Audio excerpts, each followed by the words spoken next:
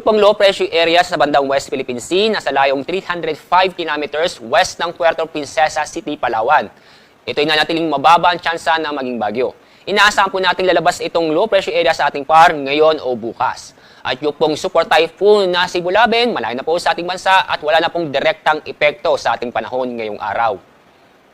At sa ating magiging lagay na panahon ngayong araw, itong northern portion ng Palawan at kasama na rin ang Occidental Mindoro ay magiging o makakaranas ng maulap na kalangitan na may mga kalat-kalat na pag-ulan at thunderstorm.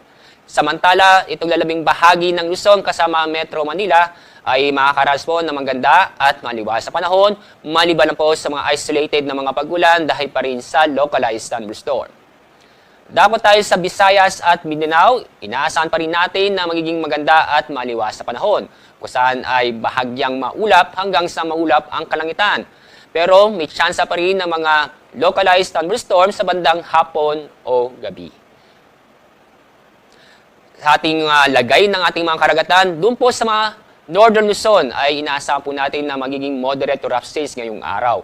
At sa ibang dako ng ating bansa ay magiging slight to moderate seas. Kaya safe naman pong pumalaot nating mga kababayan. Konting pag-ingat lang po dahil may mga inaasahan pa rin tayong mga thunderstorm sa bandang hapon o gabi.